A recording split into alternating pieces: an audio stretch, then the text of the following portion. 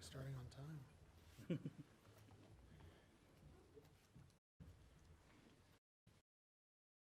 Good afternoon, everybody. Thank you all for coming.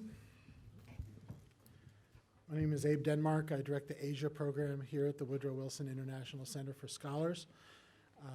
Just a couple notes before we get started. There are restrooms on the outside there. Down the hall to the left of the doors. If you need to get out, there are stairs past the elevators. During an emergency, we'll show you where to go.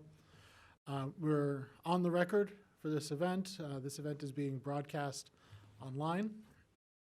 What we'll do is ask our two presenters to give some opening remarks, and we'll have some time for a Q&A session. We have microphones that will be roving during the Q&A session, mostly not only so that we can hear you, but so that the people watching online can hear you as well.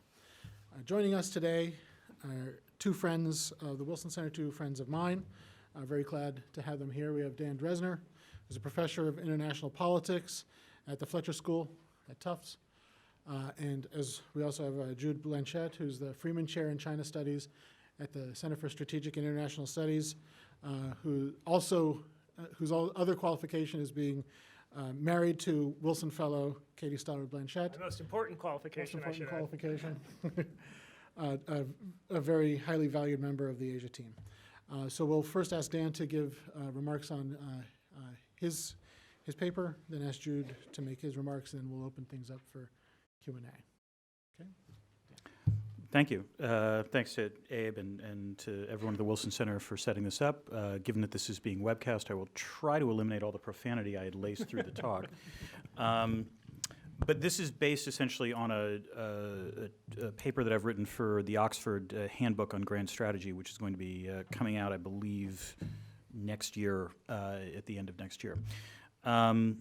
So essentially, the argument that I'm making is that traditionally we've always thought of grand strategy, particularly within the advanced industrialized democracies, as being better coming from those places for two reasons. The first is that presumably the advanced industrialized democracies have a healthy marketplace of ideas.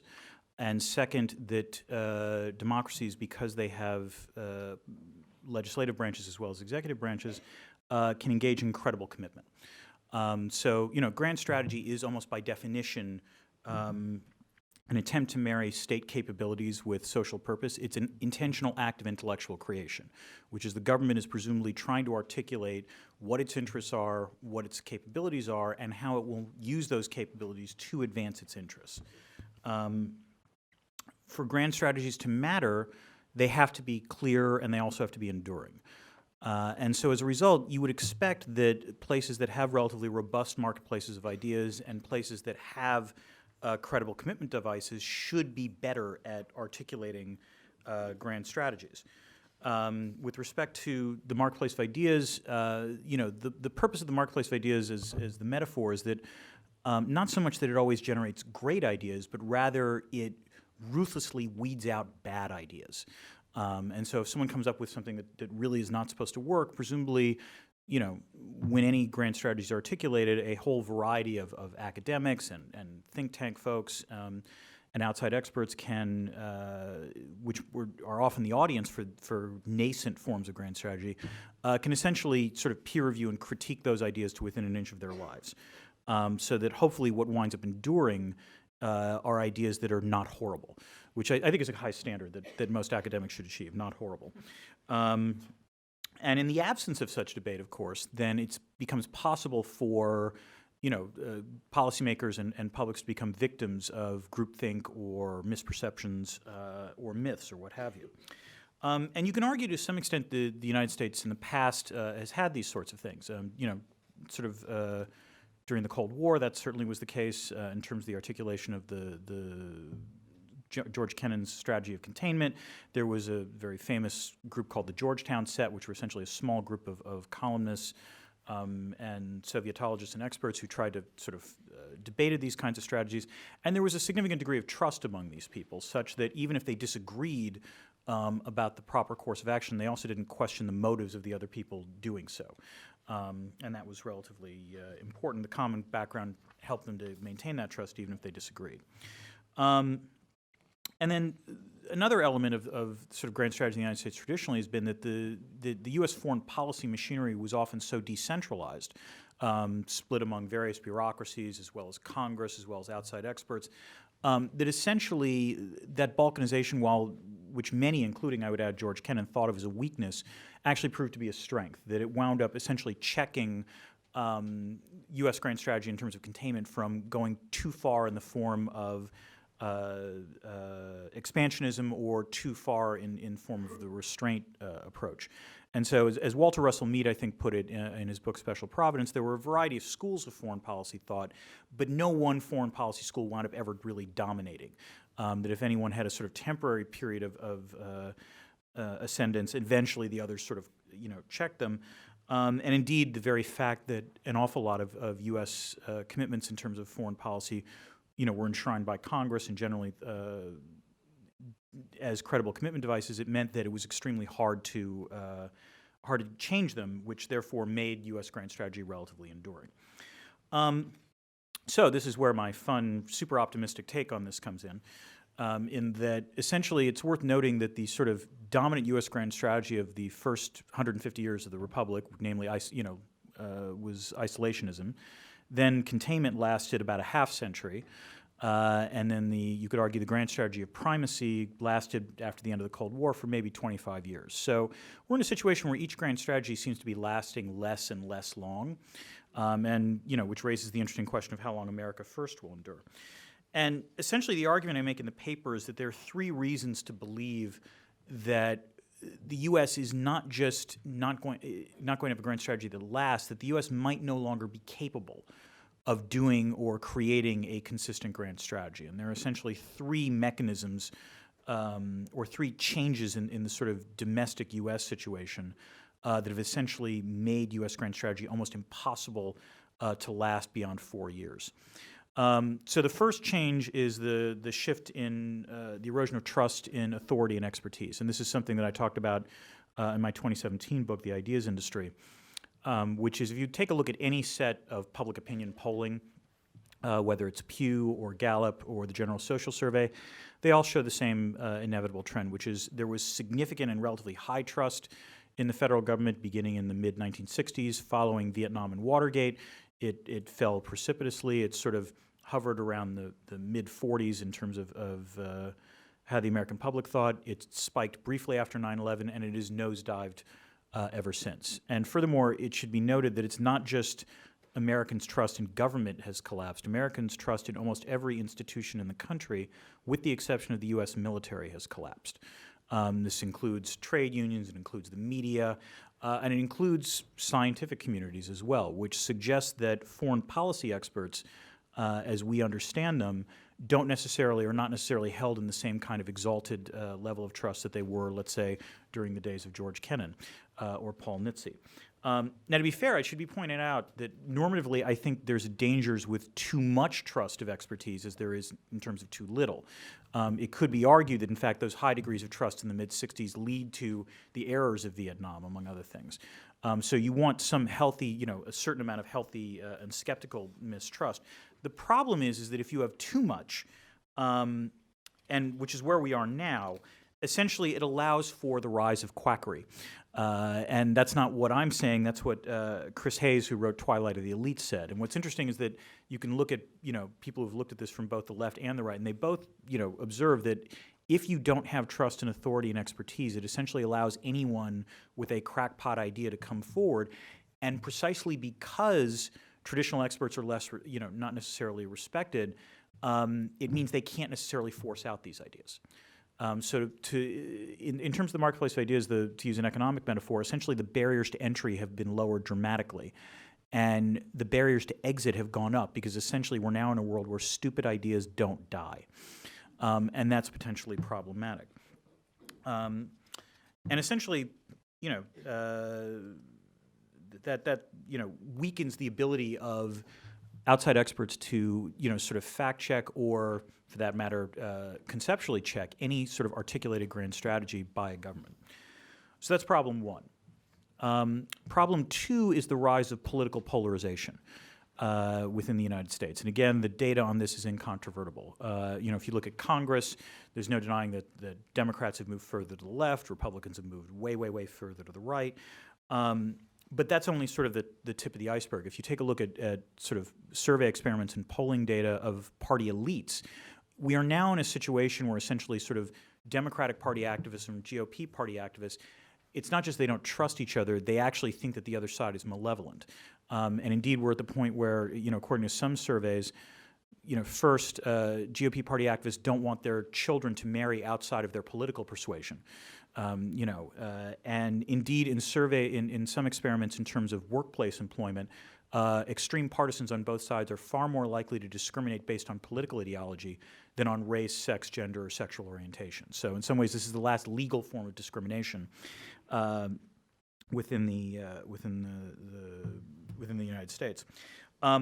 Essentially, polarization makes it fantastically difficult for there to be proper grand strategy debates or for the marketplace of ideas to function more generally, but particularly in foreign policy. In particular, two colleagues of mine, Alexander Gusinger and Elizabeth Saunders, have done research that's been published that shows that the moment a foreign policy issue is treated as a partisan issue, essentially the effect of outside expertise on public attitudes becomes nil. So, for example, take climate change, for example. Climate change has now become such a politically polarized issue that it doesn't matter if you throw expert consensus at voters. If voters are extreme Republicans, they'll just double down on their beliefs, and if voters are Democrats, they'll do the same. To be fair, experts can have impact on areas that the public hasn't thought that hard about. So there are still areas where experts can exercise influence, but on any issue that's extremely polarizing, that will no longer be the case. And polarization also has made it increasingly difficult, I think, for the government to exercise any kind of effort at grand strategy, in no small part because during the Trump years, you have seen what I can only describe as a war on expertise within the foreign policy and national security bureaucracies. We can certainly see this in the form of the State Department, the very well-known Mahogany Row massacre that occurred in the first week of the Trump administration. Ranging from that to concerns in the intelligence community about the politicization of intelligence, and indeed all of the sort of loose talk about the deep state that Trump officials have been articulating, particularly as the impeachment inquiry has heated up.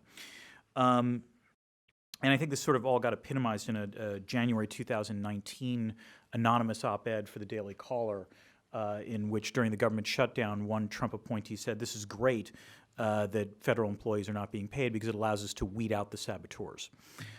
So in that kind of environment, if neutral expertise is distrusted because it is seen as ideologically incompatible with what you're promoting, then even if these bureaucrats do want to help or try to make polish up a grand strategy, they're not going to be trusted. And so as a result, the caliber of what's being produced will go down. And perhaps the most pernicious effect of polarization in terms of grand strategy is that it makes it extremely difficult for learning to take place. Again, one of the ways in which the marketplace of ideas is supposed to work is that if you have an idea that doesn't work out, presumably you can draw lessons from that. You can try to avoid the mistake the next time. But for that to be the case, there has to be an agreement that something didn't work. There has to be an agreement that something failed. And one of the effects of polarization is that essentially both sides can develop political narratives in which they can claim they didn't fail, that actually there was something else going on, or there was a different explanation for what was going on. You can see this in the debates that occurred on Iraq after 2003. You can see this in the debates this morning about the meaning of the midterm elections, for that matter. So that's extremely difficult. And then the third thing that is going to make grand strategy that much more difficult is essentially the increasing deference of legislatures across the advanced industrialized world to the executive branch in terms of the setting of foreign policy. And in some ways, this is tied to the political polarization question, particularly in the United States, but elsewhere also, which is as Congress has gotten more polarized, it's also become extremely difficult for them to have any kind of constructive role in terms of the articulation of foreign policy, because essentially the party that is allied with the executive branch just functions as an adjunct to the executive branch. And so as a result, there's less concern within Congress of, executive branch overreach. And I think we've seen this. I think the best example of this was when President Trump declared a state of emergency after the negotiations for the end of the government shutdown to authorize wall construction. And in the end, Republicans, by and large, went along with it. And indeed, Mitch McConnell, who had long talked about himself as an institutionalist, nonetheless said, I support this decision. And so essentially what you've seen is Congress, which in the Constitution was given significant powers to help set foreign policy. Congress is supposed to declare war or not. Congress is supposed to set tariffs. Congress is supposed to ratify treaties. As it turns out, Congress can do none of these things.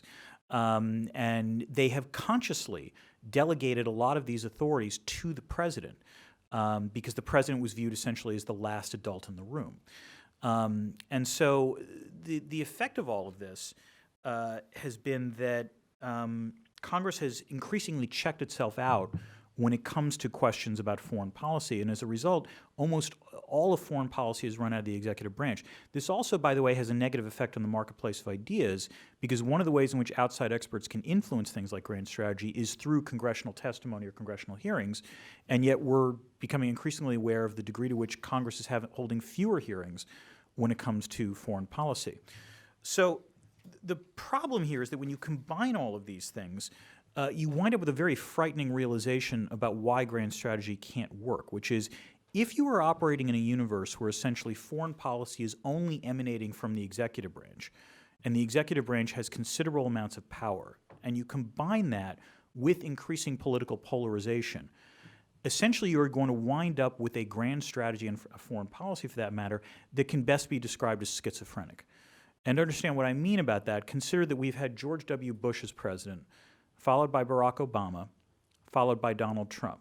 Now imagine the next three presidents being Donald Trump being followed by Elizabeth Warren, being followed by Tom Cotton, being followed by Alexandria Ocasio-Cortez.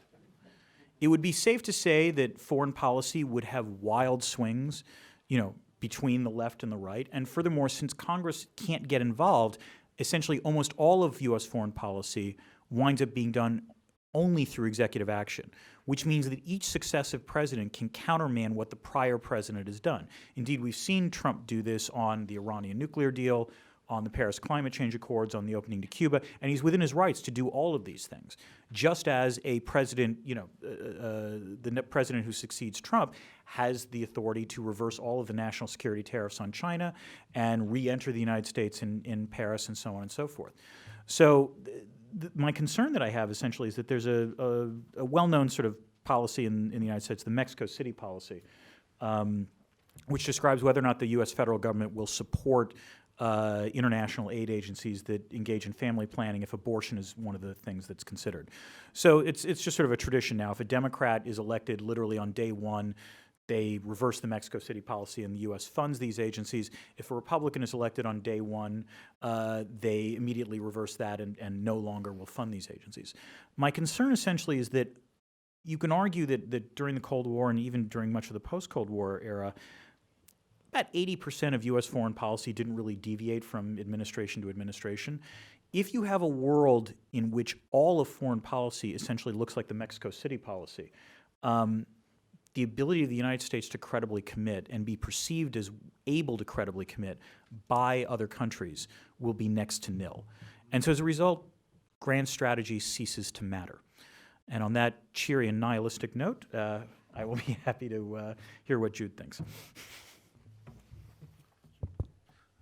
Well, thank you very much, Abe. Thanks for having me, and Professor Drezner, thank you for writing. The hallmark of good sort of research is when it not only gets you to rethink the issue at hand in the paper, but also gets you to rethink other unrelated issues. And in this case, as I was reading the chapter, I was looking at it through the lens of my day job, which is looking at China, where the issue of grand strategy is front and center, and also in the discussion we're having here in the United States on U.S.-China relations, the issue of the ability of the U.S. to formulate a grand strategy where, according to the national defense strategy and the national security strategy, long-term competition with Russia and China is at the core of what the U.S. is trying to do.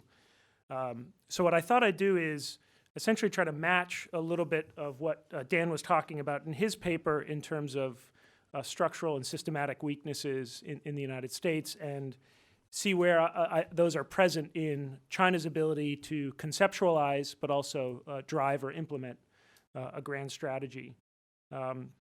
So what I'll do is I'll lay out some of the strengths I think the Chinese system has in this regards, but also lay out some of the weaknesses, and increasingly, I think more and more weaknesses as we're seeing a particular type of governance structure come into play under the current General Secretary of the Communist Party, Xi Jinping. So first, just to highlight some things I think are not present in China's social and political system that Dan touched on. One of them is diminishing trust and expertise. It's not to say that there's not diminishing trust and expertise in China. It's simply to say that that doesn't manifest in the same way that Dan just talked about, for the simple reason that the role of intellectuals and academics in formulating policy has come under increasing pressure, and since the post-1989 period, the role of intellectuals and academics directly involved in policy making has been increasingly circumscribed. So what Dan was just talking about with the Georgetown set and the Paul Nitzes and the George Kennans of the world, as well as people in Dan's profession who have a significant, or I guess should say diminishing, but nonetheless a significant impact over policy. China in the post-89 period has moved away from that intellectual activism and involvement, and more the decisions are being made higher up within the party apparatus. Second is polarization. This seems a rather obvious one in a one-party state, but while we're certainly seeing under this current leadership group of Xi Jinping more tensions in Chinese society and even within the political elite, there aren't the venues to see these manifest and to impact policy. So in other words, if we take something like the National People's Congress, right, which theoretically is the analog to our Congress here, you're not going to see a bifurcation to the extremes of opinion simply because the National People's Congress votes lockstep as per the instructions of the party elite and the party leadership. Similarly, platforms where you would be able to express divergent views and should I even say quackery have all but vanished in China. So the room for open political discourse, that space has shrunken significantly, leaving really only the policy debates happening at the upper echelons of China's political system. And I'm going to return to the end of why I think some of these are weaknesses, but I just want to highlight these for now. So, we're returning to an environment where policy disagreement needs to take the form of veiled historical analogies, like we used to see in the Mao era, because directly coming out and challenging the dominant policy line is untenable, both for professional and personal reasons. Also, we're not seeing a polarization in the sense that all organs, government organs, are under direct control by the Communist Party of China, meaning that you don't have differences across, let's say, a USTR under the leadership of a Robert Lighthizer or a Commerce Department under the leadership of Wilbur Ross, a personalization and almost a unique DNA for certain political organs and regulatory organs. You don't see that in China's political system, and especially under this leadership coterie. On personnel, all government personnel is controlled by the Communist Party of China. Again, leaving some of the dynamics that Dan was talking about of the impact of having a two-party system with political appointees, for example. You don't have that dynamic at work. And lastly, I should say that the absence of a democratic veto over fiscal decisions also leaves the Communist Party much more leeway to allocate funds towards strategic investments than in a democratic system. There's also, there's no opposing political parties to scupper well-designed plans, nor do you have venues like CNN and Fox for disgruntled former officials to go on air and criticize existing party policy. And I think I think those can sound flippant, but I think those are those are in some sense strategic advantages for China as it conceptualizes a long-term, enduring grand strategy. There's also a more core reason that I think China's system is more well-suited to designing a grand strategy. Dan writes in the paper, and I'm just going to quote this. he calls it, an intentional act of intellectual creation, guiding foreign actors, national security bureaucracies, outside analysts about what to expect from a country's foreign policy. And I think if there's a political system well designed to do all of those, it's the Chinese political system under the Leninist Communist Party. Right? China's entire political system is goal-oriented. I think of the British political philosopher Michael Oakeshott used to talk about teleocratic political systems, after the Greek word teleos, meaning ends-oriented. And that very much describes the way that the Communist Party is situated. Grand strategy is simply an extension of the party's natural tendency and hardwiring to plan. 5-year plans, industry plans, plans for certain technologies, urban planning, population planning. This is hardwired onto how the party conceptualizes policy and implementing policy. China is awash in plans. So grand strategy is simply another level up of what the party does very instinctually and by necessity. I've always thought of the party as a little bit like a shark insofar as it needs to be always constantly moving towards a goal or else it drowns, which is quite distinct from democratic systems, which are not ends-oriented, right? If you ask the sort of governor of Georgia what the plan for Georgia is, you'd get some wishy-washy statement about, jobs for the workers, but that's about it. And that's much different than asking a provincial party secretary what the plan is. They will immediately chapter and verse cite from core strategic documents from the Communist Party, of which this is the big one, right? So this is every 5 years at the party Congress, the General Secretary will deliver a big speech which outlines for every constituent unit of the political system of society what the vision is for the country, including its grand strategy moving forward. And of this ability to grand strategize, the report that was delivered by Xi Jinping in October 18th, 2017 was perhaps one of the most important in clearly articulating China's grand strategy of rejuvenation, right? The document starts with, to Dan's point about the ability to learn from the past and be consistent across time. What all of these documents tend to do is first sum up. Right? They first revisit back the party's experience.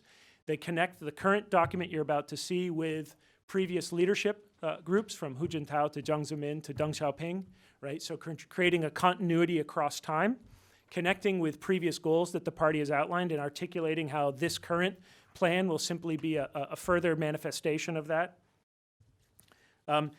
Within this plan, they articulate goals that are oriented around key historical victories for the Communist Party. Thus, by planning, you're also reminding of past glories. So in the case of China right now, we have the 200-year plans. The first 100-year plan, which goes from 1921 to 2021, that's the 100th anniversary of the Communist Party's founding. It's a historical tie, but it's a concrete goal of creating a moderately prosperous society by doubling per capita GDP from the 2010 level. In the case of the second 100-year goal, which goes from 1949 to 2049, which is the 100th anniversary of the founding of the People's Republic of China, it talks about the full, quote, rejuvenation of the Chinese state, right, which looks at, again, concrete goals of being the largest economy, and this is all in the Xi Jinping speech, being the largest economy in the world, having Chinese companies be global leaders in innovation, having China's military be, quote, world class, having China, and this is important, play a, quote, leading role in global governance, not the leading role, but a leading role in global governance. Then the goals outlined in this document are then disseminated with consistent wording throughout the entire bureaucracy, and crucially, they're articulated and re-articulated across numerous fora up through, we're still talking about what they call the spirit of the 19th Party Congress today, right? So there's a clear articulation of this. So those are some ways just to highlight the strengths of China's system in terms of overcoming some of the deficiencies that the more democratic systems have. But as I was just telling Abe, in a new phrase I'm quite proud of, we often talk about China as if it's 10 feet tall. I don't think it's that. I also don't think it's 4 feet tall. I think it's 6'7", which is to say that China has extraordinary strengths. Some of them I just outlined, but it also has some pretty significant weaknesses. And it's on one of those I just want to end. So Dan writes, quote, without influential experts, an engaged public, and a functional Congress, grand strategy will remain the preserve of the president. Outside expertise will matter less. Now, crucially for Dan's argument, it's that, but also the polarization that matters when they work together. But I think just even having a grand strategy that is the design of the executive without robust external input in China's situation is going to lead to much more insular, inflexible, and uncreative grand strategy, right? We're looking at the political reforms or the political changes under Xi Jinping's leadership. We're seeing that consequential policy debates are happening wholly outside of society, right? These are purely the domain for the party elite. And even within the party elite, of which I would consider academia, the individuals who are able to participate in that by speaking truth to power, by challenging the current policy line, that's a diminishing circle, right? And if you assume, which start out Dan's talk, if you assume to some extent that there's a connection to the number and quality of voices in a debate, China is moving away from that. I think despite Xi's efforts to upgrade and streamline the party and government bureaucracy, certainly since March 2018, where we saw the really extraordinary governance reforms that they outlined at the National People's Congress, but even at the recently completed fourth plenum 2 days ago when they announced the final document for it, which focuses on governance reform. When you look at China's, quote, plans from on-the-ground perspective, they look ad hoc, ill-devised, and scattershot, right? And this is captured in the old saying of the sky is high, the emperor is far away. Despite Beijing's best intentions to have a level of control where it can reach out into the hinterlands and tell a party secretary exactly what to do, these plans often don't get that far out of Beijing.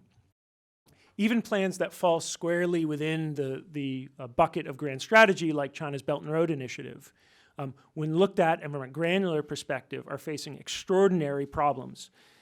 Both, by the way, I should say the Belt and Road Initiative, that's the third attempt at rebranding its name. And if we look at the reception of the Belt and Road Initiative across the countries who are investment recipients, we see that it's been met with a mixture of scorn, fear, ridicule, but yes, certainly some acceptance. But it hasn't been the clear home run that we would expect from a country which has the advantages of designing a grand strategy like China does. And I should also say that one of the problems with a centralized leadership is when it is locked on a trajectory and a current way of thinking about policy, it's very hard to unstick it. So Dan talked about the other extreme of that, which is we go from one party to the other, one flavor to the other, and we have zero consistency. A problem of China's post-49 political system, but certainly through the formative years of 1949 to 1976, has been essentially the inability to unlock a policy trajectory unless you can get the ear of the then leader, Mao Zedong.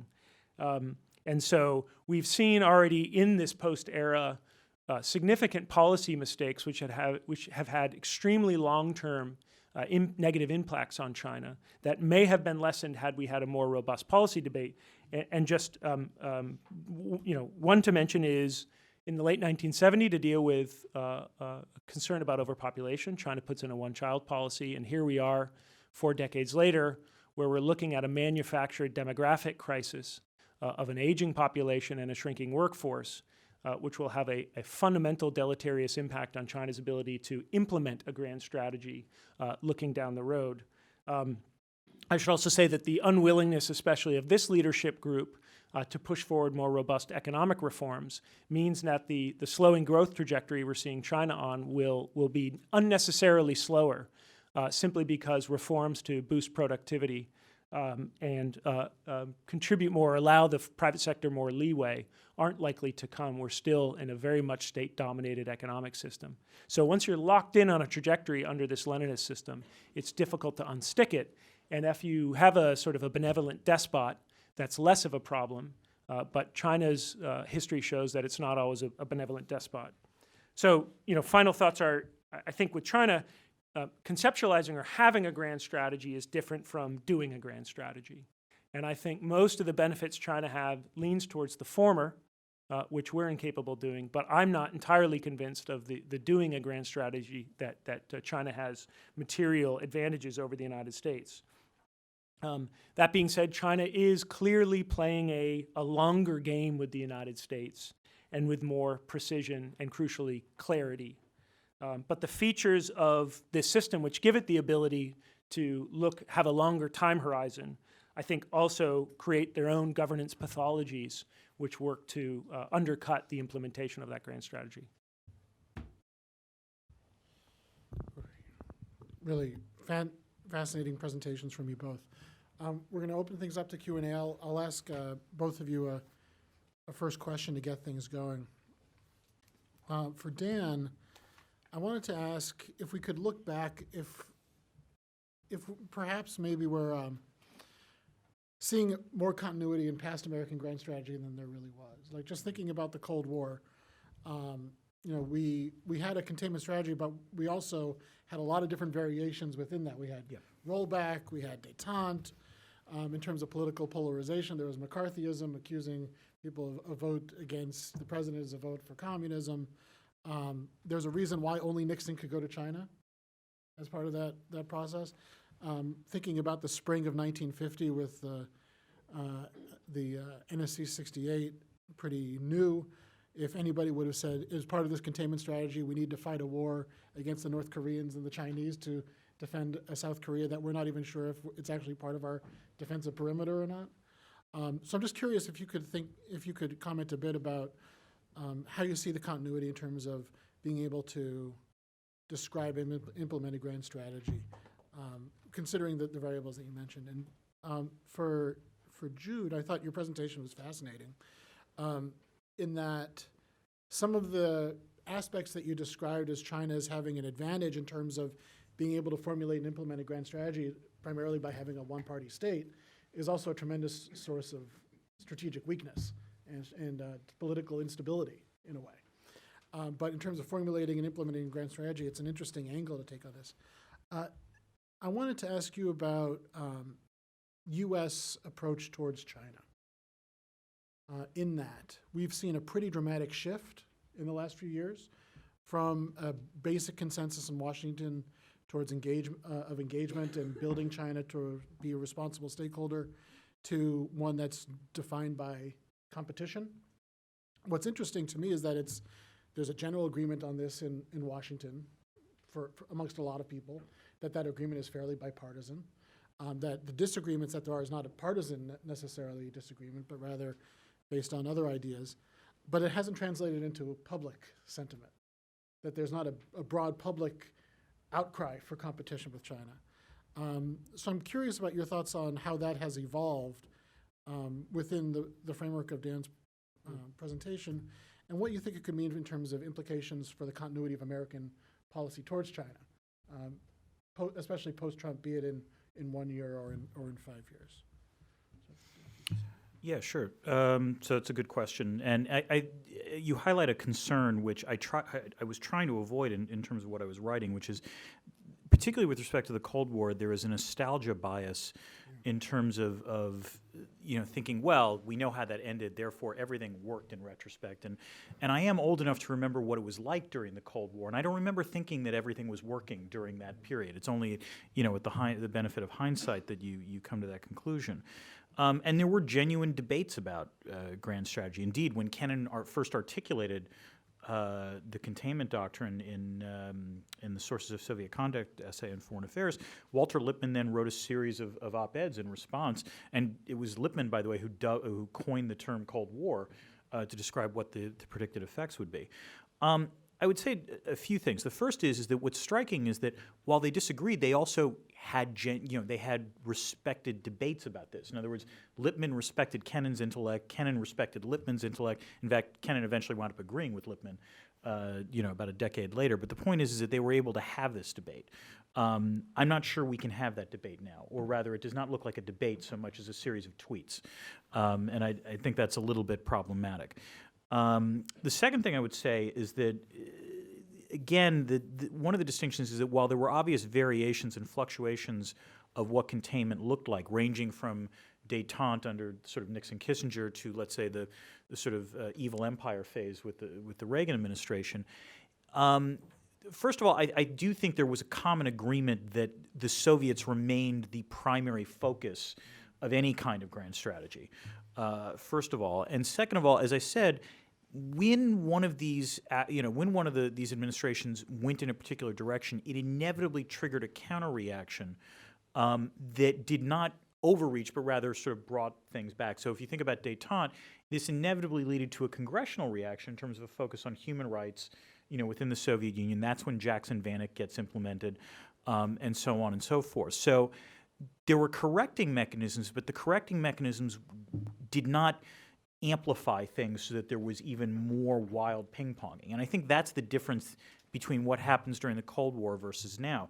I just want to quote what the 2017 National Security Strategy said, because I remember reading it at the time, and it's not, I don't mean to criticize the document. I mean, there's a lot of it that's perfectly, interesting to read, but this sentence is rather striking, that essentially, because we're in a great power competition, it would, quote, require the United States to rethink the policies of the past 2 decades. Policies based on the assumption that engagement with rivals and their inclusion in international institutions and global commerce would turn them into benign actors and trustworthy partners. For the most part, this premise turned out to be false. Now, as an academic, I recognize when someone is trashing the previous literature. And that's in some ways what makes the 2017 document so extraordinary. If you look at the previous national security strategy documents, what is striking is that when you go back to Obama, Bush, Clinton, all of them, there is almost no criticism of what the predecessor did. And indeed, what's striking is the continuity between those documents rather than the variation. And so in that way, I do think, and maybe this is an anomaly. It's possible that if we have a Democratic president, their national security strategy will not trash the Trump administration's one. In fact, that'll be an interesting test, I think, going forward. But nonetheless, what's striking to me is not just the disagreement, but rather the refusal to even take the other side's position seriously. Yeah, I mean, we were talking about the issue of public opinion in regards to perspectives on China and how there may or may not be shifts. I think, Dan, you were saying some of the polling by the Chicago World Affairs Council. There's other polls. So Harvard-Harris has done a poll that. So Dan's point was some of the polling has shown that there actually hasn't been much of a shift. And if anything, there's concern over the economic cost of the trade war. There is other polling, though, showing, Harvard-Harris has a poll that came out a couple months ago that shows just year on year, the number of people who frame China as a rival to the United States has increased. I think events like something we were talking about, I think events like the NBA kerfluffle scandal, contretemps, whatever we're calling it now, NBA gate, we're going to start to have more events like this where what has been up till this point a fairly elite debate, and I don't mean that in a pejorative sense, but an elite debate in foreign policy circles, in the business community, here in Washington, D.C., is going to start to filter down now into public consciousness. Something like an election cycle could also help start moving the China issue out to the mainstream, because a striking feature to me is you could take comments about China from Republicans like Josh Hawley and John Cornyn and Marco Rubio and put them on a whiteboard with statements by Beto O'Rourke or Liz Warren. And if you remove the names and the party affiliations, you wouldn't be able to tell the difference.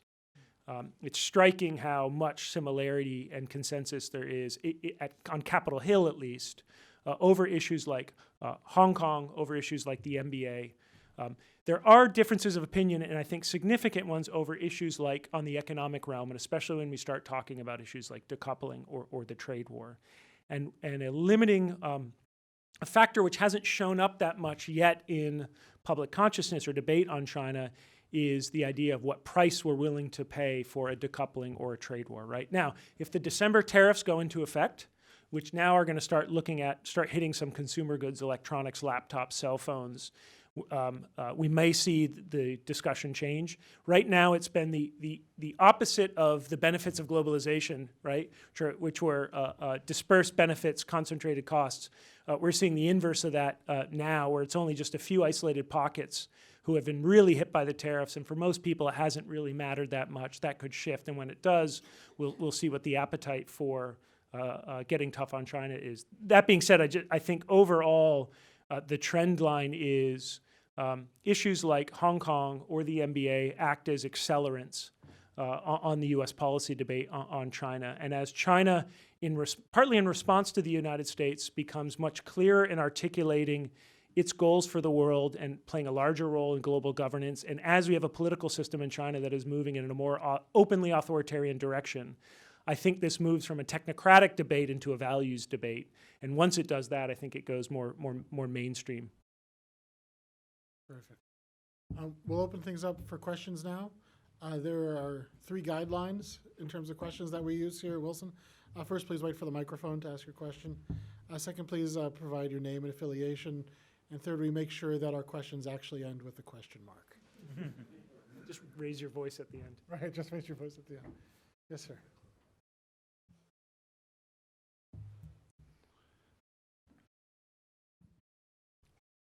Thanks. I'm Ron O'Rourke. I work on grand strategy issues for Congress in my work at the Congressional Research Service, and it's been a very active. Oh dear. Go ahead. And first of all, I think both of the opening presentations were just great, and I wanted to note that. And Abe, I also wanted to thank you for being so generous in opening up a lot of the time for the Q&A portion on this.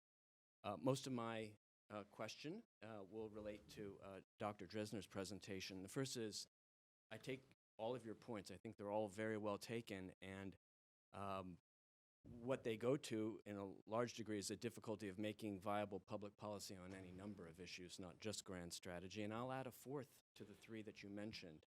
You talked a lot about Congress and executive congressional relations. We went through a 20 or 25-year period of the post-Cold War era where we really didn't have to think about grand strategy very much. We had the luxury of ignoring it, and because of that, we lost our muscle memory and we lost our skills on it. Our gears got rusty, and in fact, an entire generation of people left and ended their professional working periods. And so the government kind of shot itself in the head and lost a lot of its operating software on that. So an additional barrier to coming up with grand strategy is we haven't had to do it in a long time, and we have a much thinner bench in that regard and much less well-practiced activities than we did during the period of the Cold War, when it was a more active area of pursuit. During the post-Cold War, it almost contracted down to an intellectual pilot light among certain people in the academic branch. And within the executive branch, that weakening has taken place. So it's not simply what has happened with Congress. And there's been a thinning out at the State Department. I understand, Abe. And more of it has migrated to the Defense Department. And within the Defense Department, the civilian side has weakened, and it's falling more and more on the military. So there's a narrowing. Second point is that not being able to fashion a viable grand strategy is not the same as not having a grand strategy. It depends on how high a bar you set in defining what a grand strategy is. But depending on where you set that bar, you can argue that your grand strategy is going to emerge willy-nilly as the sum of your actions, and that your grand strategy can be inadvertent and even unconscious rather than deliberate. So we're going to have one whether we like it or not. It's just a matter of whether we try to do it in a deliberate fashion or not. Third point, recognizing the difficulty in fashioning a viable grand strategy is not the same as saying that you shouldn't try to do it anyway. The results of that effort, even if they're partial, might be better than not trying at all. I mean, that's debatable, but at least we should throw that into the discussion, and for multiple reasons. It goes back to what Eisenhower said about plans are nothing, planning is everything. And fourth and finally, and this picks up on something that Jude said, the fact that we are now relating to another power that does have a well thought out, or at least appears to have a well articulated grand strategy, and us confronting that reality in any number of ways could in fact prompt us to begin doing more in this regard, in spite of the difficulties that we have sociologically in coming up with a viable strategy. In fact, our presence in this room today is an example of that. 10 years ago, or even 5 years ago, I could not have imagined a meeting on this topic taking place, or even mentioning the term would have prompted laughter, as it indeed did when I first began bringing this topic up in my own work a few years ago. So the fact that we are here today is evidence that what China is doing, in part for that reason, is in fact prompting us to work more. And so my question to you Thanks. these are all debatable propositions. How would you think about these additional points and folding them into the analyses that you present? Oh, right. Sorry. Yes. No, I can do that. Thank you for the comments. I'll respond briefly to the last 3 points. So, your point that just because grand strategy doesn't endure doesn't mean we don't have a grand strategy, I completely agree with. I mean, you can say a lot of things about the Trump administration. The America First grand strategy, or the return to great power politics, or the sort of mercantilist approach in terms of the global economy, that's all pretty observable. I mean, there's no denying it. My question is whether it's enduring. And indeed, you can in some ways see this in the response by a lot of other actors to the Trump administration's economic pressure. I actually have an article that came out earlier this month in the Washington Quarterly that sort of evaluated Trump's record in terms of economic statecraft. And what is striking is how underwhelming it's been. When your greatest foreign economic policy triumph is at the Universal Postal Union, you are in deep trouble. And part of the reason I think that there's a couple of reasons it hasn't worked. One is that the administration has been really bad at they sort of flunked economic statecraft 101. But another reason, I suspect, is that there are a lot of actors that might be holding out because they're pretty sure that if Trump loses in 2020, a lot of this pressure goes away. And so as a result, this, interestingly enough, also undercuts and sabotages the grand strategy that's being articulated now. In other words, if you know that the current leader is transitory and that as you have a new president, you will not just have a slight deviation, you will have a significant shift in grand strategy, it means that any grand strategy is essentially worthless, which, by the way, leads to your next question. Should we try in these circumstances? No, I don't think we should. I think it's wasted effort. I think the opportunity cost of doing that are pretty high. I would much rather, but let me add, by the way, I'm not happy about this. I don't want to make this point. I do agree with you that I prefer a American polity in which grand strategy is a possibility. And so that said, what I would want to focus on more is the sort of structural conditions that I'm talking about that would enable this to be more possible. So Congress playing a larger role in foreign policy, yeah, I'd like to see that. A slightly elevated trust in authority and expertise, it's entirely self-serving, but I'd like to see that too. A reduction in political polarization, yes. Of course, I'm just an academic, so I have no idea how to do any of these things. So that it's easy for me to say, but not necessarily to do. And then finally, on the response to China, and in some ways it's a response to Jude's comments as well, this is another difference between, you can argue another difference between China and the United States at this point, and this is something that Kennan talked about even when he was talking about grand strategy, is that, as you say, China is thinking in terms of 2049. They're thinking in terms of decades going out in terms of grand strategy. What is striking about U.S. debates about grand strategy is not how long-term they are, but about how short-term they are. We can't think beyond the next, election cycle. Or hell, in some cases, the next tweet. And so, this becomes extreme, grand strategy, the whole point of grand strategy is to have a set of temporal approaches in which you think the long term matters. And that's not the way that the American polity is set up right now. And so that doesn't mean that China automatically is going to be better at this. I think Jude did an excellent job of explaining that there are defects in the way China approaches it as well. But my concern is we can't even try doing this, or we can try, but it's not going to work at this point. I'll just say that if you go after the structural causes that you mentioned, that's Fair enough. the first step. Yeah. Okay. Other questions, Alex?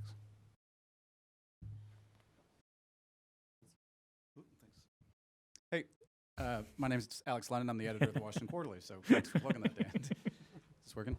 Yeah. Two questions. I don't want to hold you responsible to the title, because as an editor, I'll be the first one to admit that the author is often not responsible for the titles of what they are published or advertised as talking about. but it's about the democracy question. The first is for both of you. Can you separate short-term versus short-form debates on grand strategy out? What I mean by that is there's an argument that democracies are inherently more short-term oriented because they have to cater to the next election, exactly what you just said about that's what the problem with grand strategies are. But there's a unique challenge recently about the short form of debates through tweets and social media that compress grand strategies into shorter and shorter sound bites that make it harder to think in big strategic questions. And for Jude, the corollary to that question is, does China avoid that? And how? Can they avoid that sort of short form through the Chinese equivalent of Twitter, through Weibo and its equivalents in the sort of debates that they have about the extent to which they're forming the executive form of grand strategy? And second, Dan, is this inevitable in democracy? Is the problems you talked about, even while talking about democracy and the inherent or theoretical arguments about why democracies may be good at grand strategy, you're still laying out what the United States now has a problem with forming grand strategy. And there are other arguments. The recent book, How Democracies Die, is a good one. Is the evidence you're talking about evidence that the United States is dying as a democracy, or the democracies don't do this well? Okay. So on the short-term versus short-form, I have to admit, I'm reluctant. First of all, again, thanks for publishing that paper. I really appreciate it. I should get that on the record.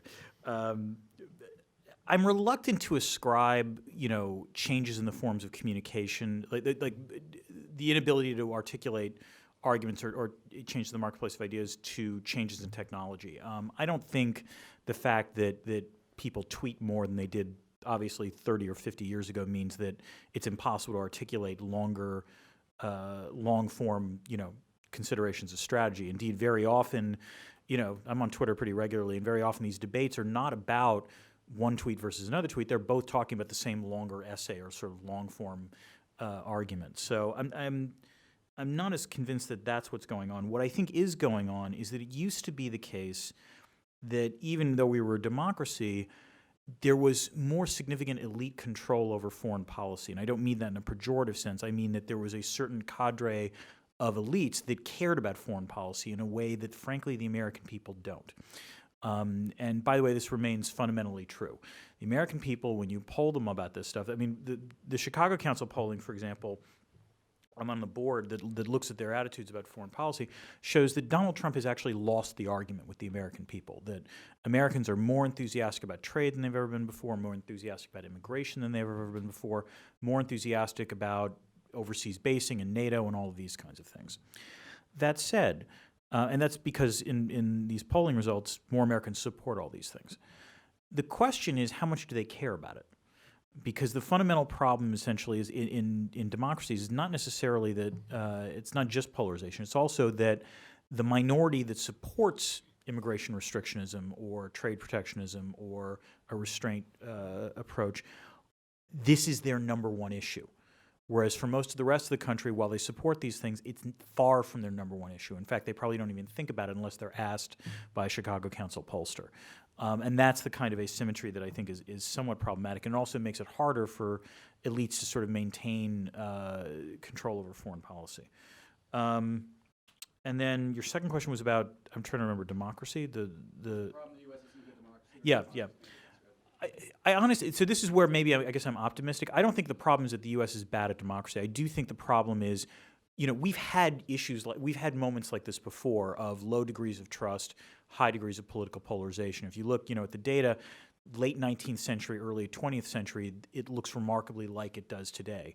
So the good news is that I don't know if this is necessarily a permanent phenomenon so much as a temporary one. The bad news is that ended, in between the time that you saw that and you saw the sort of post-war consensus, we had 2 world wars and a Great Depression. So my concern is you would need an exogenous shock of such magnitude that it actually causes actors to think more, to act in a sort of more collective manner. And I don't think, this might be where Jude and I disagree, I don't know if the rise of China is going to do that. I do wonder if climate change is going to do that down the road. But even there, I'm a little skeptical. Yeah. So certainly, the dynamics of public discourse in China, in terms of the policy level, are different to where there's not the market-driven or commercial-driven marketplace for ideas where there's, this scramble for eyeballs and therefore, debate shifting from policy journals to Twitter. So I'd say length isn't, I hope this doesn't sound appropriate, length isn't the problem, it's about depth. By which it is to say, in formal settings where policy is discussed, and certainly in policy journals like Chocher magazine and even in academia, there's lots of space to talk. I just worry that the environment in which that discussion, or the ecosystem within which that discussion is happening, is increasingly stultified. So, the Politburo meets every month. Along with those meetings, every 2 months, they'll do a study session where they'll bring in an outside expert who will talk about some of these big, grand strategic issues. You've got the plenums that they do every year, which brings the whole central committee together to talk about these big issues. They've got all the hardware there. But increasingly, if you've got all your academics just holding symposia on Belt and Road Initiative, and not on the problems of Belt and Road Initiative, but about how great, grand, and glorious it is, or, and this isn't a joke, but academic conferences on Xi Jinping thought, I think that fundamentally undercuts your ability to effectively diagnose and deal with an extraordinary set of challenges that China is facing, from its own internal domestic ones, let alone the external environment that China looks out at. It's dealing with climate change. It's dealing with a worsening bilateral relationship. It's dealing with a pretty dangerous neighborhood. It's dealing with issues on the peninsula. Now is a time where you want your best and brightest coming forward with ideas, speaking truth to power. And if the course that China's on isn't sustainable, which may be the case now, folks within the system who are able to wrest control and begin, shifting the direction of the tanker. But that seems to be absent right now, and I think that's quite troubling. There's a question in the back there.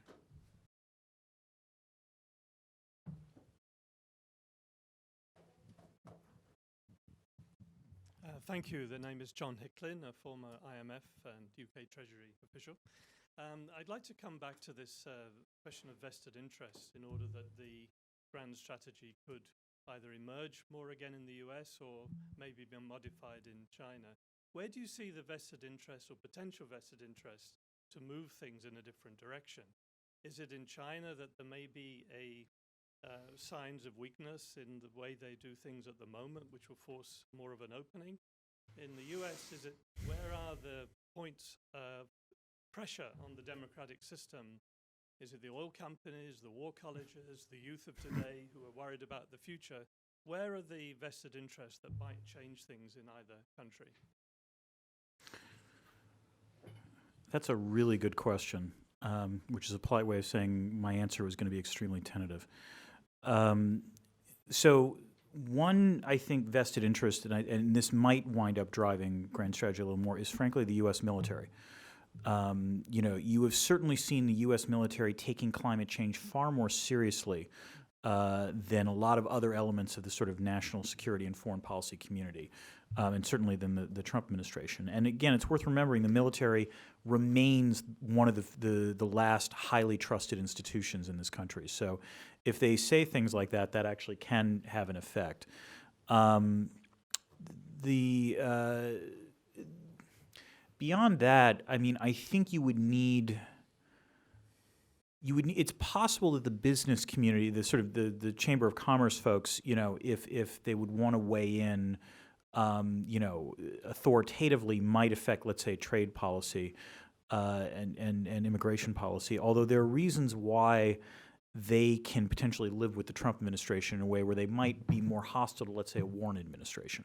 And the reason is that, simply put, in a low-growth environment, they're going to care far more about tax and regulation than they will about trade and immigration. So, if asked, to choose between, the economic populists on the left and the populist nationalists on the right, they'll go for the right every day of the week and twice on Sundays. I remain skeptical that there is going to be some interest group or swath of the U.S. population that winds up in which their primary interest is in a more internationalist foreign policy. But that said, it's early days. If the Trump administration's approach winds up being so catastrophic that it sort of generates this groundswell, that's one possibility. Or I suppose if it works, it could also generate, an even more loyal lobby. But I guess I would say the military at this point. I'll parallel that by saying it's a really good question, and my answer will be even more tentative, because I think this is the challenging dynamic here is we're also trying to figure out what are the vested interests within an authoritarian political system that are able to shift the calculus of, we're not talking about Xi Jinping so much, he's just a frumpy 66-year-old guy. We're talking about the coalition that keeps him in power, which is SOEs, military, security services, maybe some members of the private sector who have benefited from the past couple of years of more straight state-driven growth. Some of the technology firms, who are into surveillance technology, whatnot. The old way we used to expect shifts in this sort of perennial pendulum swing in China between opening and closing, which has been a regular feature of the post-Mao era, is there was a critical mass of influential party elders, retired Communist Party officials, or active members of the bureaucracy who had sufficient street cred dating back to an overlap with Mao, and also knew enough of the relevant players in state sector, in military, whatnot. Xi Jinping has had a pretty concerted effort since he came to power in 2012 of essentially gutting the old order of power, and essentially, when you implement a military reform where you shift out a lot of the military personnel, that leaves a lot of openings where you then move your folks in. So if you look at the level of rotation of provincial party officials, so party secretaries and governors, it's unprecedented how many they've shifted out and in such a short period of time. The same story plays out again and again in SOE bosses in the military. This is a bit of a can kick in answering your question, but it's simply to say the old mechanisms that used to force course corrections in China, which have never been about popular sentiment, right? It's always just been elite interests were affected sufficiently that they rose up and revolted. They have really seen a wholesale restructuring and almost a destruction of that mechanism under this new period. So as we look at Xi Jinping's rule, we talk a lot, actually every summer, about how there's rising frustration, there's criticism, party elders may kick him out of office, and every summer that rumor turns out not to be true, and he usually emerges, apparently stronger than ever, like Obi-Wan Kenobi. So I think really the question for us is how bad can it get, and whether that's through an exogenous shock like conflict with the United States, or an endogenous thing we're seeing right now a couple runs on banks, and we see a cascade and a financial crisis before someone on the Politburo at a meeting raises their hand and says, "Comrade Xi, you look tired. Maybe it's time for someone else to take over." And crucially, because this is a collective action problem, you need the second cadre to raise their hand. We've seen that be the format which it happens before. But on that, I'm not optimistic, which is why I think we need to honestly expect death or leadership change, or both, before we'll see a course correction. Yes, here. Hi, thanks. My name is Alex Thier from the Overseas Development Institute. A lot of the focus of particularly the initial presentations, was this idea of grand strategy as a sort of generation-defining idea that somebody wins a debate and then it gets settled and then you amass your resources to pursuing that. But a lot of I would say the kind of current thinking about strategy is actually less about the fixed idea and more about the process that organizations undertake to become resilient and dynamic in their ability to achieve goals and to respond particularly to rapidly changing circumstances. And so that's a lot in business, but I think in government increasingly as well. And so if the idea is more that rather than having some fixed idea that is going to then get your resources, that what you should really be looking at investing in is the ways in which you achieve your ends. By becoming more dynamic, by becoming more responsive to evidence, changing circumstances, and dealing with big changes in the world like climate change and the rise of the rest and all of these sorts of things, that the approach to grand strategy, at least in the US, should be much more about capabilities and resilience and less about some fixed idea of exactly where the world is going, because we probably won't be able to name it and it'll change even if we do. And so if that's valid, then what does it say about the pursuit of strategy and grand strategy and what that should look like rather than having a debate that leads to some fixed notion? Let me put it this way. So, yeah, I mean, in some ways, this is a paraphrase of Eisenhower's famous aphorism, which is plans are useless, but planning is indispensable, which was one of the guidelines for policy planning at state. That said, if you focus on the process rather than the ideas, that strengthens my argument. It doesn't weaken it. Because the process by which foreign policy ideas are articulated in the federal government, I think it is safe to say, has been gutted over a series of catastrophic decisions in terms of both winnowing the size of the federal government in terms of particularly the civilian bureaucracies. And this ties into someone mentioned before, the sort of growing militarization of foreign policy. And I don't mean that in a sort of pejorative way so much as the Defense Department now essentially is the only foreign policy agency that actually has ample amounts of funding to be able to start and have operational capabilities. So as a result, outside of DoD, it doesn't strike me that you see these kinds of planning units, which originally sort of, proliferated throughout the government, as being staffed properly to do a decent job. So even if you argue that the ideas matter less than the process of generating ideas, I have zero confidence based on recent administrations about the capacity for doing that. If I could just add one comment onto that, I worked in the Pentagon twice during my career so far, during the Obama administration and in the George W. Bush administration.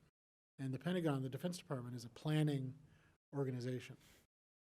If for no other reason that it takes so long to develop these sorts of high-end military capabilities like an F-35 or an aircraft carrier, that you have to make choices about what the future security environment is going to look like, that you have to make a call about what we're going to need in 10, 15, 20, 25 years.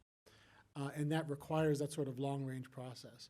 And I think it's one of the problems that we have is that we can't just say, well, the problem is that if you end up just saying, we'll just be resilient, we'll try to just do everything, that's how you end up getting a $700 billion a year defense budget that still has a lot of challenges competing with countries that are spending a lot less. The other piece of it, though, is that it's really the only organization in the U.S. government that does that sort of robust planning process.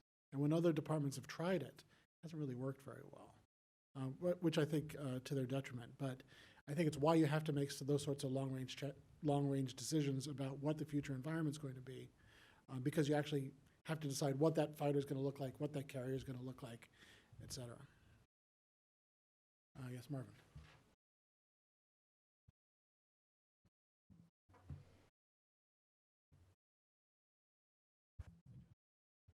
Thanks. Marvin Ott, Wilson Center. Just to underline Abe's point, 20 years on the faculty of the National War College, and for whatever it's worth, that institution does national security strategy or grand strategy in the curriculum every day of the year. So, it's put into your DNA if you go through that institution. Now, that doesn't change anything about what you said that's going on outside the military, but within the military, it's real. Oh, yeah. And it's process. It is over and over again. How do we do this in a rational fashion and all that? That's just sort of a fact or sort of a point. And I guess one other, which is kind of a question, in terms of what might be a forcing factor towards, I'm thinking of the U.S. context, but actually might equally redound to China. Two that come to mind have already been mentioned. One, climate change. We may be struck by how fast and how severe, as Shanghai starts to go underwater, which it will, and as Miami starts to go underwater, which it will. It is. The effects of that. That's one. And the other is when the U.S. Navy and the Chinese Navy come into some sort of shooting incident, maybe not deliberately, but a cascade of events produces, an outcome like that, and that becomes a blaring headline across U.S. I don't know if I have any responses to that. Yeah, Take it on board. yeah. Question in the back there. Oh, wait, sorry, one quick response, which is, I don't dispute anything that you said, but I will point out that it is interesting that, on the one hand, the military is held up as being the one institution that has thought through about these things, that has full planning, and yet if there is anything approaching a foreign policy consensus in this country now, it's that we should restrain the use of military force elsewhere. So, for all the good that that it does. A lot of the military would agree with Yeah. Hi, my name's Elizabeth. I'm the program director for IRI's China program. And Jude, I wanted to go back to your comment about we just need to wait for death or a leadership change or both in order to see a shift in the trajectory for China. And I'm wondering if you have any recommendations to prevent atrophy of people's independent thinking in the time being, because as you were mentioning, this space for independent discourse, but also I would argue the space for independent thought is drastically shrinking because of the information operation that China has been engaging in for at least the last generation. And we had the gentleman in the first comment mentioning loss of muscle memory for doing that here in the United States. And so I'm just looking for any recommendations you might have to prevent the atrophy. Recommendations for whom? Independent thinkers within China who might be able to help course correct in a different way, because otherwise they might just coast indefinitely. You know, honestly, I don't think they need my advice. I don't worry about independent thought in China. The expression of it I worry about, but I don't think the muscle memory of any of my friends has atrophied. It's just in slightly more whispered tones. But an acute diagnosis of what the problem is, ideas of what solutions are, those are alive and well. It's just the fora and platforms for the expression of those is been obliterated. So, you know, this is a problem with external observations of China is we oftentimes, I'm not saying you were doing this, but we oftentimes equate a sort of a quiescence of the public sphere in China as acquiescence. And you know, this has happened again and again, but, you know, throughout sort of the past 4 decades, you know, even things we talk about, there's a social contract, and Chinese people have agreed to give up thinking about politics in return for economic growth. I don't know a single person who signed or agreed with that contract. That's just our way of making sense of it. So I think this is one of those where, you know, anytime there's a crack in, whatever your metaphor is, a crack in the foundation, you see that voices burst through. And the other thing is, you know, if you're on platforms like WeChat and Weibo, extraordinary clever ways of registering, you know, opinions that many of them are totally lost on me because I don't get the really acute subversiveness of it. So I think I'm not worried about the loss of muscle memory and independent thought, but I do think the destruction of independent platforms for registering dissent is not in China's long-term strategic interest.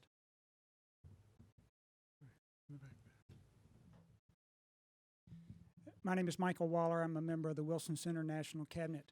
One of the elements of the U.S. grand strategy, it seems to me, over the past 70 years or so has been the international rules-based order, the rules that the U.S. and Western democracies established and the order maintained by the U.S. and its alliances. As you reflect on China's grand strategy going forward, Jude, this is a question for you. Do you believe that the strategy of China is to make a new international-based order that they prevail upon in terms of its enforcement and the norms, or are they content to be just allow the current international rules-based order to be a little bit more messy and a little bit more diluted? One could argue that their rejuvenation has to date been accomplished under the cover of this international rules-based order to some degree. And for Daniel, the question would be, is there air and space in the U.S. dialogue around grand strategy to even think about how our alliances, how the maintenance of this rules-based order can and should be an element of our strategy going forward? You know, I think an interesting, so it's a great question, and there's a lot of good debate on this of what China's vision is. You know, so I think the contours of the debate are those who see it as really a quite a revisionist power, which is not only looking to supplant the United States, but also supplant the international order with institutions that are more conducive to authoritarian political rule. I think there's other folks, and maybe I'm a little bit more in this direction, who absolutely take seriously the declarations by the senior leadership of the Communist Party across time that it's looking to play a active, if not the major role in global governance. But when you look at a lot of the institutions that China has been creating thus far in the international space, they clearly recognize the benefit of consistency, rules-based. So if you look like at an AIIB, right, or a Belt and Road Initiative, it's not like during the Soviet Union where the Comintern was creating institutions that were fundamentally incompatible with the international order. In many ways, China just wants, domestically it wants to rule the roost. And that's one where I think institutions are not law-based, are not rules-based, are not transparent. But internationally, I think it recognizes the financial and sort of comprehensive national power benefits of institutions that more align with the global order. It's just that it wants to create them. It wants a say in how they're constructed, and it wants a say in how they're run. That being said, I don't think that means, therefore, that this is relatively benign. We'll just get kind of a Chinese version of the World Bank with the AIIB. My colleague Scott Kennedy has done some great work looking at Chinese credit ratings agencies, particularly Dagong. And he found that essentially there's an authoritarian dividend. When Dagong rates sovereigns internationally, I forget the number because I'm horrible at math, but there's a pretty significant and sizable ratings boost it gives to other authoritarian systems, right? And so we can imagine it's a credit ratings institution. It looks like one, it walks like one, but when you look at the actual impact of it, you see that it does lean more authoritarian. So yeah, so I think clearly larger role, institutions that look like and in many ways act similar to the ones that are already existing in the international order, but at the margin, I think these will redound to authoritarian over open systems.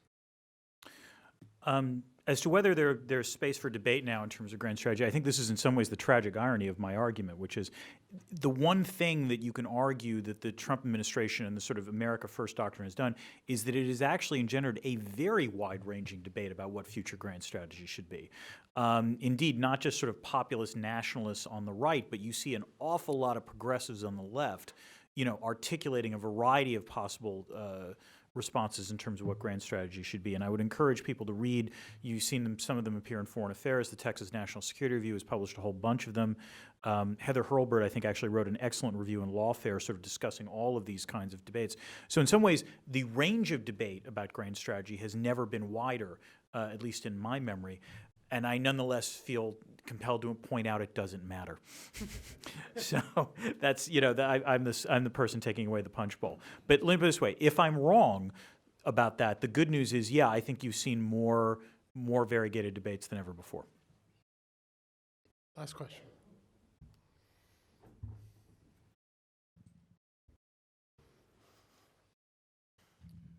I'm Hank Gaffney, 51 years in defense, that is 28 in OSD and 23 in the Center for Naval Analyses. So I've been watching grand strategies all the way from the BNSP through all the endless Flournoy documents. And I remember Elliot Cohen at one IISS conference saying, you know, only the people who write them in the U.S. read them, but all the other countries go over them with a fine-tooth comb to find out what they think the Americans are really thinking. And basically what I discovered very early on, that the way I watched policy being made, the best model was Charles Lindbaum's disjointed incrementalism. We just move out and all that kind of thing. So I really wonder why we bother doing all this grand strategy at all. I mean, only one word ever comes up in all the discussions about grand strategy, that it should be coherent. It's the bottom line in every discussion. So I guess I would say a couple of responses. The first is, this is my nightmare, which is me writing about something and having someone who knows far more about the subject, in firsthand experience telling me exactly what's going on. That said, I did work in the government as well at one point, and the one thing I would say about these documents is that even if the president has never read it, or even if it's not brought up by the Secretary of State, they do matter in terms of the bureaucracy, because essentially it's the approved language that you get to use when you're trying to articulate, a whole variety of different kinds of policies that might never rise up to the level of, a principals meeting in the National Security Council. So in some ways, that's one of the reasons that grand strategy documents matter, and that they offer a template for everyone in lower levels of the bureaucracy to try to implement stuff. That said, does it mean that American foreign policy can function without a grand strategy? I think the answer is absolutely it can. I mean, I don't mean to be, in that sense, I'm not being nihilist. It's possible to pursue, more pragmatic policies, or simply say, focus on regions or what have you. So I don't mean to suggest that because we can't do grand strategy, the sky is falling. And indeed, but the response I would say is, well, why can't we try, is that in fact, I think that's an inefficient allocation of resources at this point. Anything else? All right. Please join me in thanking Dan and Jude for joining.